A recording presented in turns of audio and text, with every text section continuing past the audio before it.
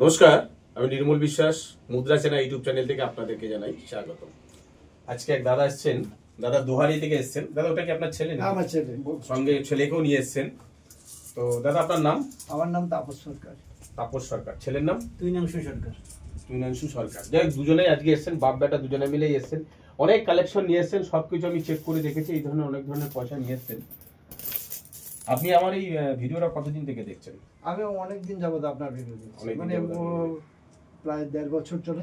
না, 1.5 বছর আমার চ্যানেলের বয়স হয়, এবারে 1 বছর হয়। আচ্ছা, ইউটিউবের সাথে যুক্ত, ইউটিউবের সাথে যুক্ত অন্য চ্যানেল দেখতেন, তারপরে আপনি আমার চ্যানেল দেখে এসেছেন। হ্যাঁ, আচ্ছা, আমার এখানে যে এসেছেন কোনো ফেক ঠেক কোনো ব্যাপার আছে না? ওসব আমি কিছু পাইনি।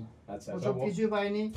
আপনার এখানে এসে আমার খুবই ভালো লেগেছে। আচ্ছা, আপনি যেটা মানে লাগবে সেটার কথাই বলছেন। আমি দেখেছি আরো অনেক বই টই দেখে আমি দেখছি যে না, আপনি দামটা যেটা বলছেন এটা ঠিক আছে, সঠিক দাম। হ্যাঁ। আর এখানে কি লোকজন আসতে পারে তো? হ্যাঁ, 100 বার কোনো অসুবিধা নেই। আর আপনারা যে এসেছেন, আপনাদের তো আমার ইউটিউব ভিডিও দেখে এসেছেন, আপনাদের কাছ থেকে কোনো রেজিস্ট্রেশন ফি কোনো কিছু? না, ওসব কিছু নেওয়া হয়নি। ওসব কিছু নেওয়া হয়নি। দর্শক, আচ্ছা, আপনারা এই যে কিছু পয়সা নিয়ে এসেছেন, আপনাকে আরেকটা আপনি কিছু নোট করলেন না? আরেকটা জিনিস নোট করবেন। এই যে এই পয়সাটা, এই যে 50 পয়সাটা, এটা নিকেলের পয়সা। এটা 1957 এবং 59। তুমিও দেখে নাও, এই যে এই পয়সাটা 57 এবং 59, একটা পয়সার ইএনসি কন্ডিশনে 30,000 টাকা দাম আছে কিন্তু। দর্শক, 57 এবং 59 সালের এই যে 50 পয়সাটা, এটা কিন্তু 30,000 টাকা দাম আছে।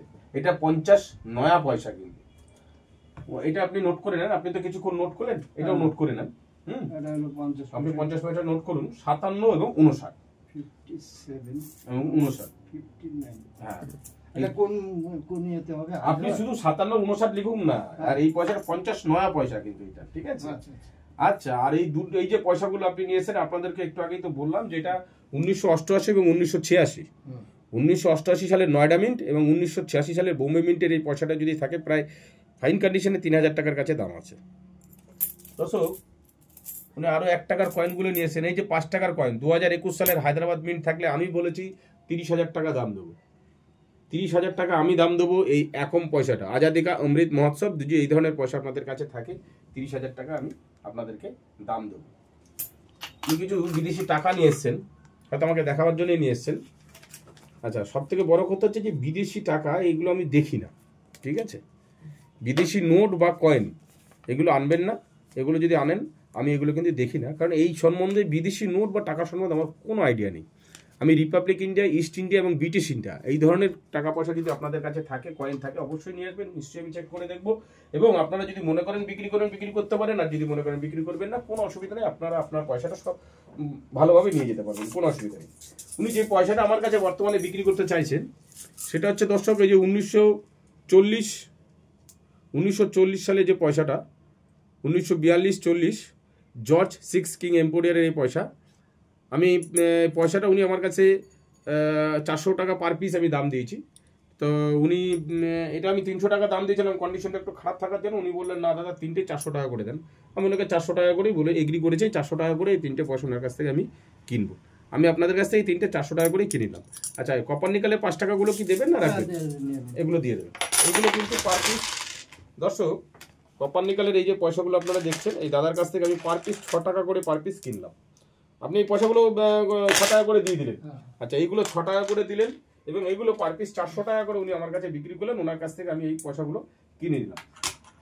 এখানে আরও পয়সায় নিয়ে এসছেন উনি। এই যে ম্যাগনেসিয়ামের যে পয়সাগুলো নিয়েছেন, এই পয়সাগুলো কন্ডিশন যদি ভালো থাকতো চলতো, কিন্তু এই কন্ডিশনগুলো খুবই বাজে কন্ডিশন। আপনাদেরকে দেখাচ্ছি কিছু কন্ডিশনের পয়সা। তাহলে এই ধরনের কন্ডিশন যদি আপনাদের কাছে থাকে, নিয়ে আসবেন। অবশ্যই আমি একজন কালেক্টর, আমি আপনাদের কাছ থেকে এই ধরনের কন্ডিশনের পয়সাগুলো কিন্তু কিনবো। দেখুন, মনে হচ্ছে যেন কোনো ব্যাংকের থেকে তৈরি হয়ে এসছে। এই ধরনের ইএনসি কন্ডিশনের পয়সা যদি আপনাদের কাছে থাকে, নিয়ে আসবেন। আমি অবশ্যই আপনাদের কাছ থেকে সেই পয়সাগুলো কালেক্ট করে নেব। না, এই স্টিলের পয়সাটা আমি কালেক্ট করি না। আচ্ছা, ঠিক আছে, এই স্টিলের পয়সাগুলো আমি কালেক্ট করি না। আর যা পয়সা আছে মোটামুটি সবই কমন ক্যাটাগরির পয়সা আছে। হ্যাঁ, এই পয়সাগুলো দাদা খরচ করে ফেলবেন। আর এই পয়সাগুলো চলবে না। এই যা কন্ডিশন আছে, এই পয়সাগুলো চলবে না। এগুলো আপনারা কেউ আনবেন না। এই পয়সাগুলো মোটেই চলবে না। আচ্ছা, এই পয়সা আপনাকে বলেছি 1988 সাল, 1991 সাল, 1983 সাল এবং 1982 সাল। 1983 সালের হায়দ্রাবাদ মিন্টের কয়েন যদি থাকে সেটা প্রায় লাখ টাকার উপরে কিন্তু দাম হতে চলেছে। 1991 সাল, 1982 সাল এবং 1988 সাল, 1988 সালের নয়ডা মিন্ট, 1991 সালের নয়ডা মিন্ট এবং 1983 সালের হায়দ্রাবাদ মিন্ট, এগুলো কিন্তু রেয়ার ক্যাটাগরির কয়েন। এইগুলো আপনাদের কাছে যদি থাকে আপনারা অবশ্যই সেগুলো যত্ন করে রাখবেন। আর এই কয়েনগুলো দাদাভাইয়ের কাছ থেকে আমি কিনে নিয়েছি, এগুলো যা হবে সেটা আমি ওনাদেরকে এখনই হিসাব করে সে পয়সা ওনাকে আমি দিয়ে দেবো।